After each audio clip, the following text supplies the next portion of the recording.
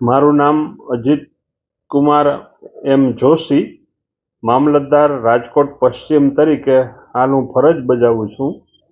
મારા વિસ્તારની અંદર આવેલા નાના મહુવા ગામમાં વિપુલ કુમાર જગજીવનભાઈ લોઢિયા વગેરેએ ધીરેન અમૃતલાલ ઘોરડા નામના શખ્સ પાસેથી ઇન્ફિનિટી હાઉસ નામના બિલ્ડિંગમાં ફ્લેટ વેચાણથી રાખેલો હતો. એ અંગેનું 1,28,00,000 રૂપિયા જેવી કિંમતનું સાટાખત પણ બંનેની વચ્ચે થયેલું હતું. ત્યાર પછી કોઈ પણ કારણસર જે બિલ્ડર છે ધીરેન અમૃતલાલ ધોરડા, એને મુદત હરોળમાં બિલ્ડિંગ પણ ન આપ્યું કે એ ફ્લેટ પણ બીજા 2-3 વ્યક્તિને વેચી દીધા હતા. એને કારણે રેરાની અંદર આ જે છે વિપુલભાઈ જગજીવન લોઢિયા વગેરે જે ફ્લેટ ખરીદનાર હતા એ લોકો રેરાની અંદર ગયા. રેરાની કોર્ટે 2022ના સપ્ટેમ્બર મહિનામાં ફ્લેટની જે સાટાખતની રકમ ચૂકવેલી હતી 1,28,00,000 જેવી, એ રકમ રેવન્યુ રાહે વસૂલાત કરી અને વિપુલભાઈ લોઢિયા વગેરેને આપવા માટે આદેશ કર્યો.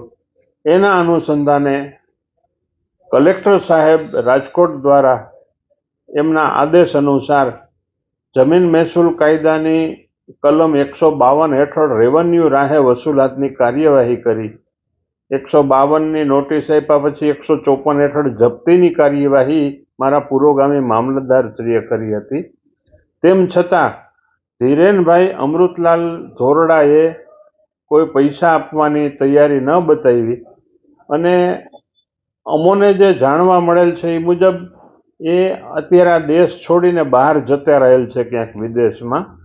એના ભાગીદારો છે એ અહીંયા બધી જોવે છે પણ એ ક્યાંય રેકોર્ડ ઉપર આવતા નથી.